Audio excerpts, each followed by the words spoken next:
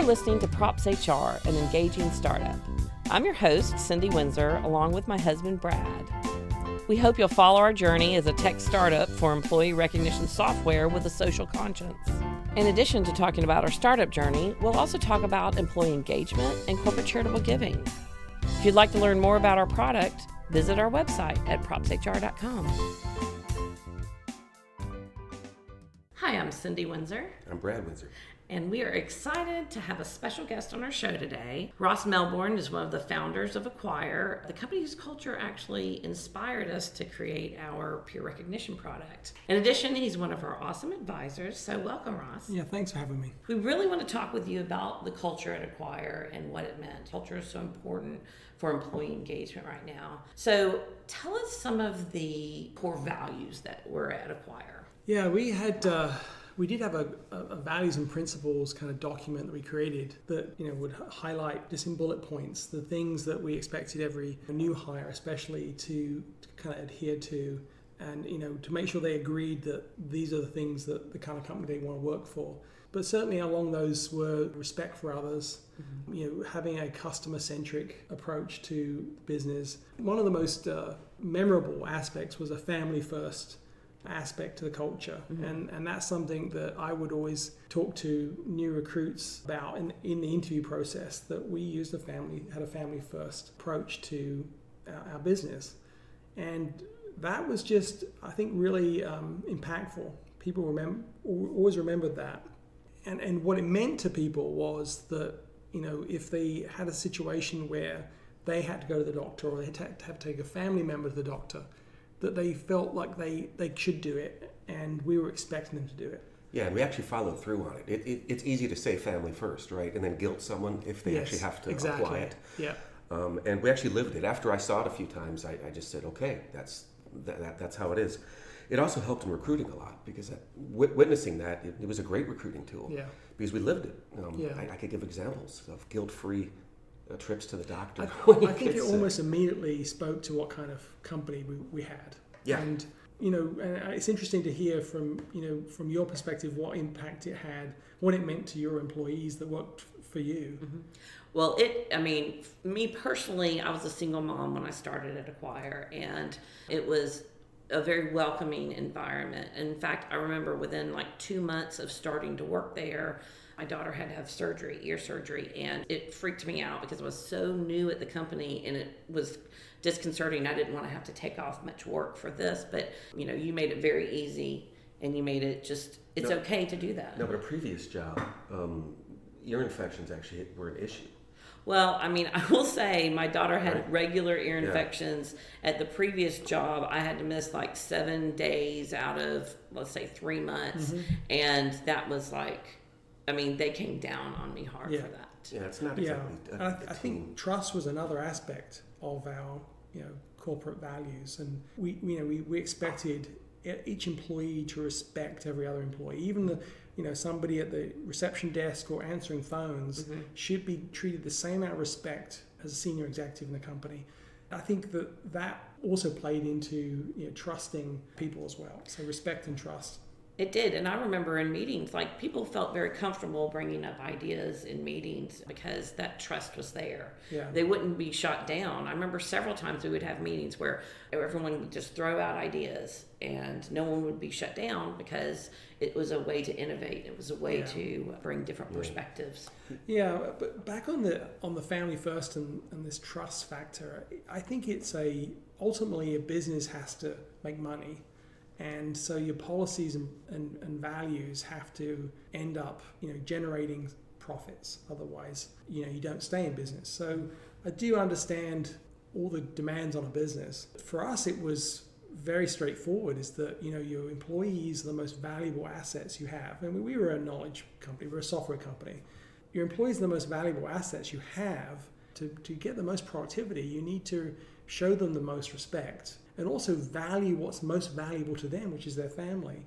And in all the years that we all work together, I cannot think of a single time that an employee abused that family first approach. And yet every person that came and worked for us, they immediately told them what type of company we were. And I think that attracted the best and the brightest.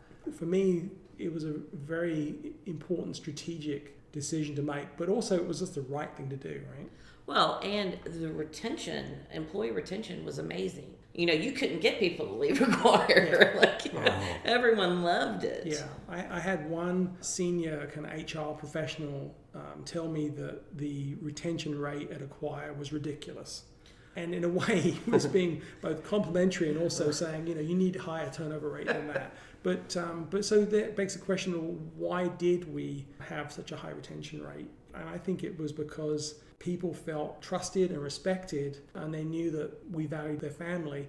But I think there was another component to that, which kind of came out of the culture, which was employee recognition. Mm-hmm. And I think that we had an employee recognition program that you guys will remember, and it was grown organically out of the company, and it was called the STARS program. The STARS program was basically, one employee recognizing another employee and could give them a star. And it was a physical piece of paper that got put on their desk or, on somewhere in their office. And the star basically said, I recognize you, fellow employee, as doing a good job. Mm-hmm. And something that either you helped me with, or I just recognize you've done something really, really good. I think that was just more successful than I ever thought it would be. And I was really impressed with how that blossomed. And the fact it was run by the employees. Well, and it was amazing to walk down the hallway. You could see people's stars on their doors, have pieces of paper, and you could read what they're about. And then the communication around that recognition was wonderful, because every month in monthly meetings, y'all would talk about everyone. Yeah. You would socialize it. Yeah. Every person who got a star was listed, and then the people who got the most people liked it. would receive some type of extra award, and it was cool. People really, it meant something. It wasn't just, okay, here's a quick email, thanks. Yeah. When you guys came up with the propsHR concept, and now you have a product which emulates the best parts of that STARS program, mm-hmm. It's exciting to me, because I think every company needs to have a peer recognition system within the company, because that recognition is the most coveted. If your peers within the company recognize what you're doing, and then your boss and your boss's boss gets to see that, that to me is the best type of recognition, and it's worth an enormous amount to people, and it means something to them. Well, you feel valued. You feel valued and appreciated, and it just makes you want to continue doing that type of work. And I was also impressed with how it always was done in a light-hearted manner, and it was never any animosity about somebody getting a star. It was always very light-hearted. There wasn't a popularity contest or anything. There were never hard feelings. Yeah. Right. Ever. No. So I really think that was one of the kind of crowning jewels for the Aquire culture, was that peer recognition program. Well, it inspired a new product. It Hello. did. Yeah, and you guys have, I feel like you've taken that forwards, and it will live on forever now through propsHR. Well, and the reason it inspired this is I've worked for several companies in the course of my career, and most have had some kind of recognition system. This is the only one I've ever seen that was used. I would say it's the only one that worked, because if it's not being used, it's not really working. And this wasn't even automatic, but it's the only one I've seen consistently used. I even used it.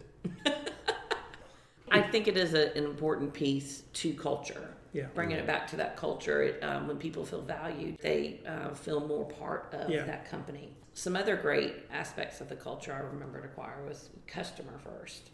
Yeah, absolutely. The customer first philosophy and value, I think, really helped people on a day-to-day basis, because our customers loved us. And I think the other part is that if you want your employees to treat your customers with a great deal of respect and highly value them, you have to do the same for your employees. So you first, as a company, have to treat your employees and put them up on a pedestal.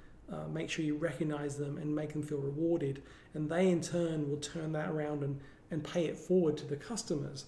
And at Aquire, I think we achieved that. But one of the most important things was, in this situation where you were faced with, either I finish a project deadline that's my boss is expecting of me, or do I work on this customer problem?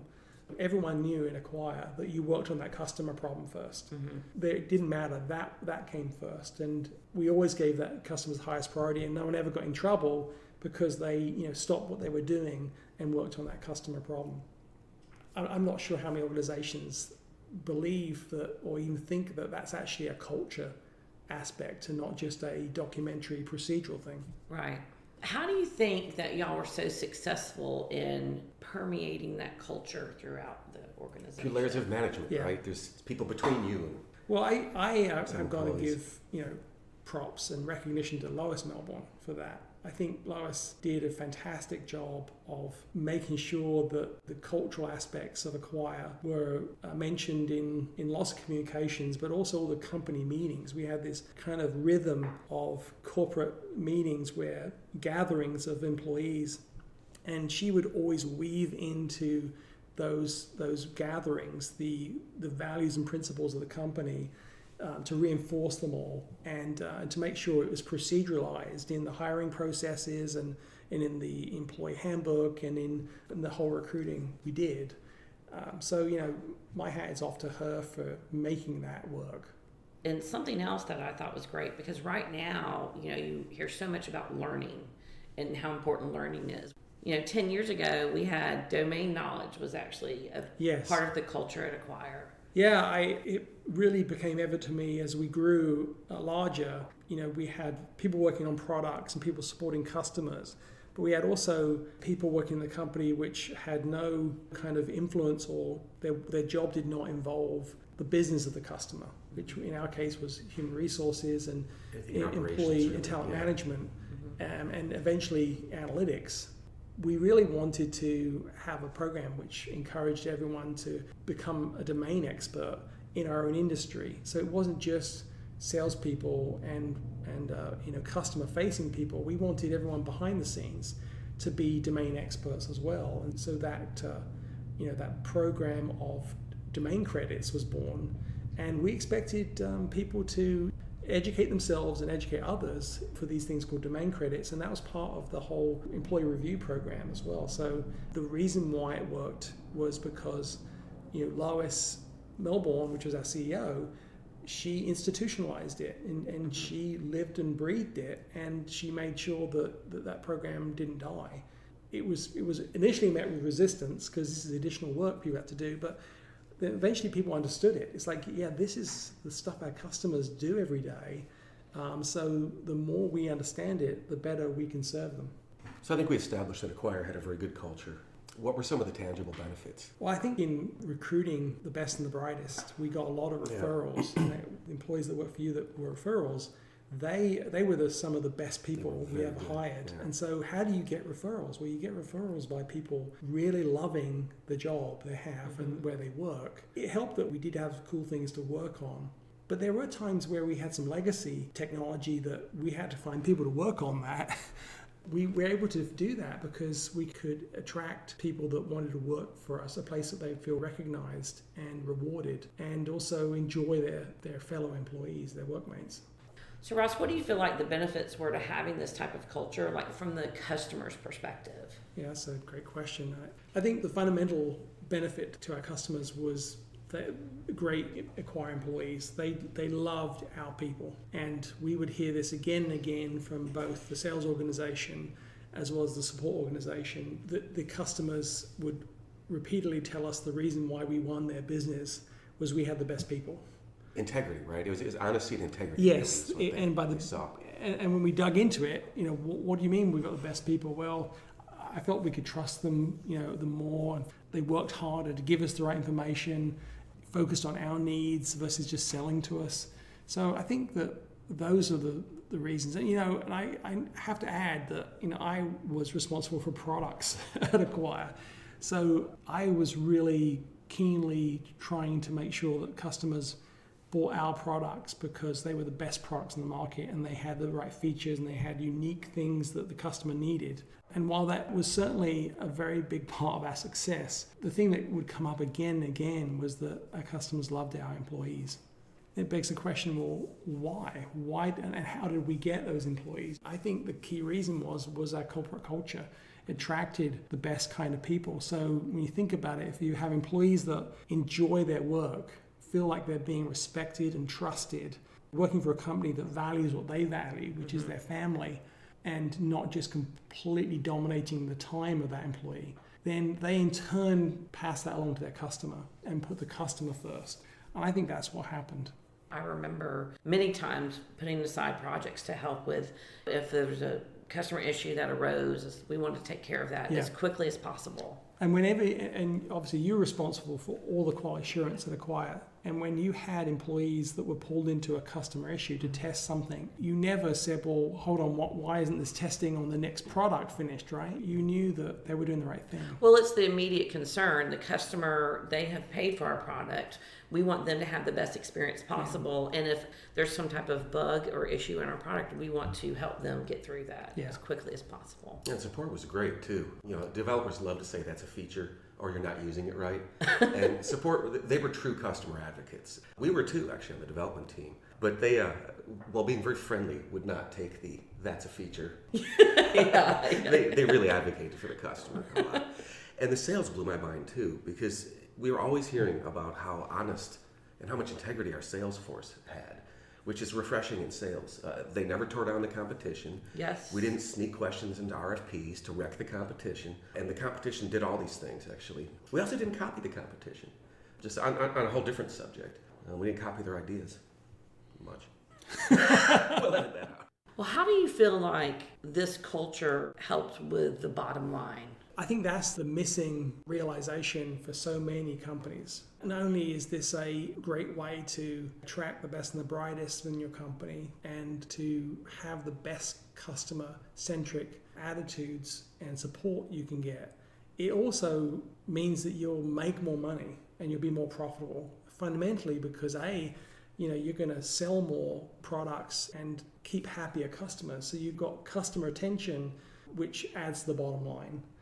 And then you also have employee retention, which adds to the bottom line. Because if you don't have to keep rehiring people and retraining people and losing all your knowledge out the door, then having a culture that keeps people around for a long time and also attracts people, like we mentioned through referrals, it just all makes perfect sense. And I'll have to be honest that I was really, really glad that so few companies got it. I mean, in business, you're competitive, right? You're in business to win business and be competitive. And quite honestly, I was happy that that sounds bad. I was happy that so few other companies out there had the same kind of culture. I was almost kind of shocked that they didn't, because it was, to me, it's so obvious that you could, if you did this, you would end up with a winning formula. But it was to our advantage that those companies didn't, because so often employees would come work for us and be just almost gushing that it was such a great place to work. And also, our customers would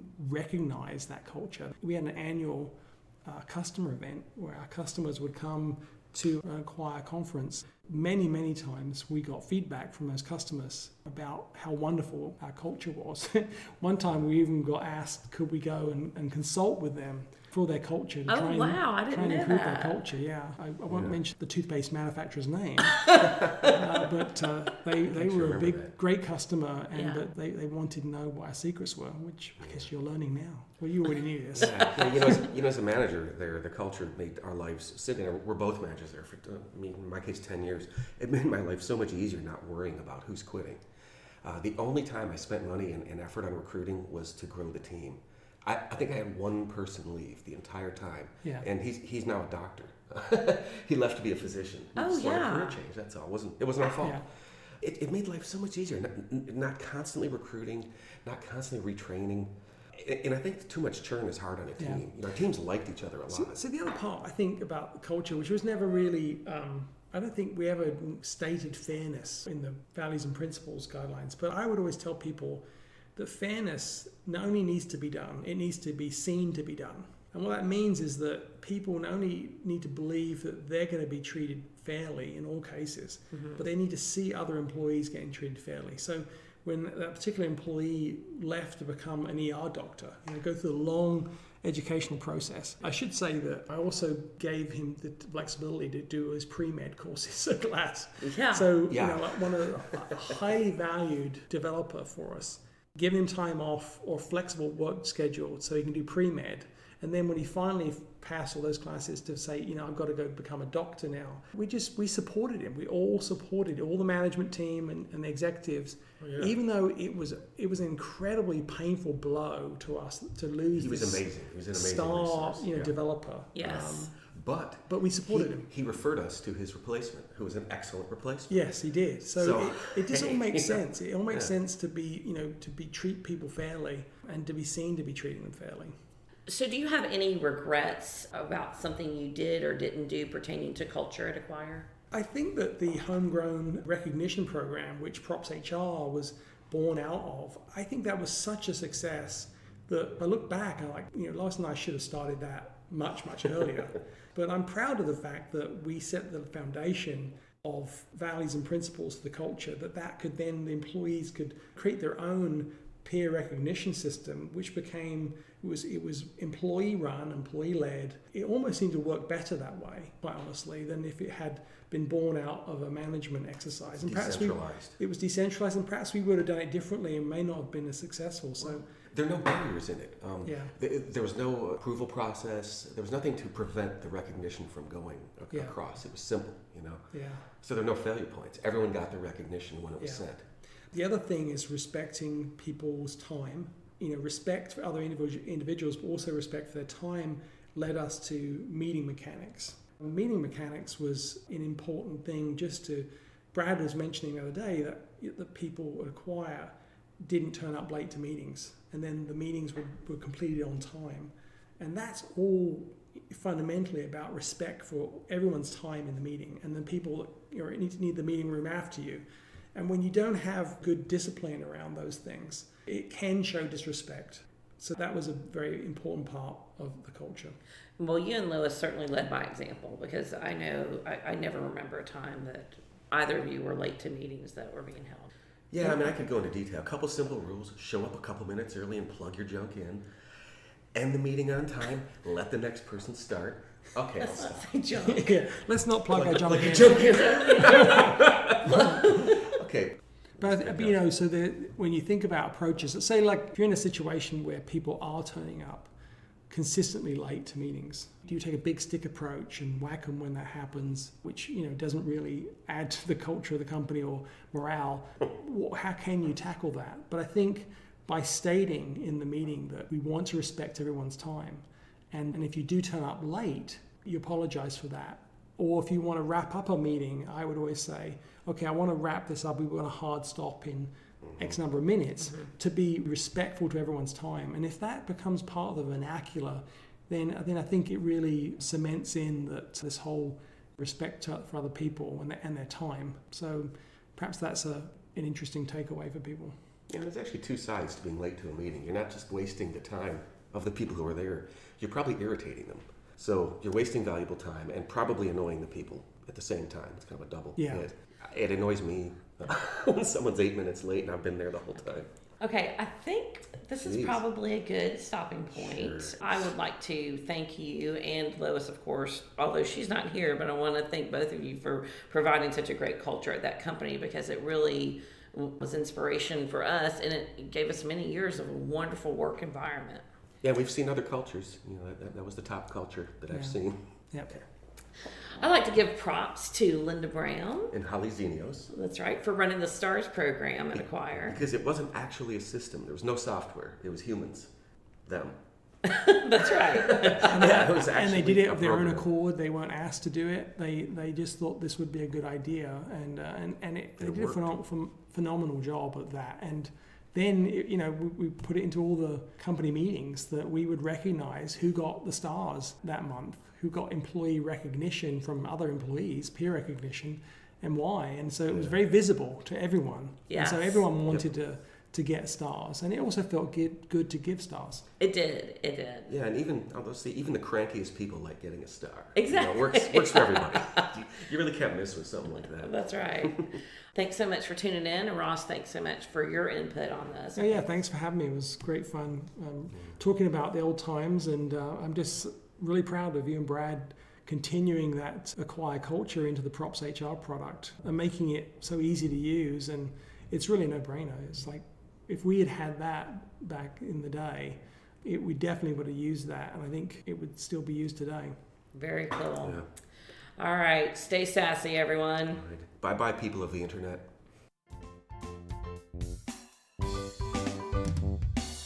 Thank you for listening to propsHR, an engaging startup. If you like what you just heard, we hope you'll follow our podcast and check out our website at propshr.com. Do you have a question about our startup or employee engagement software?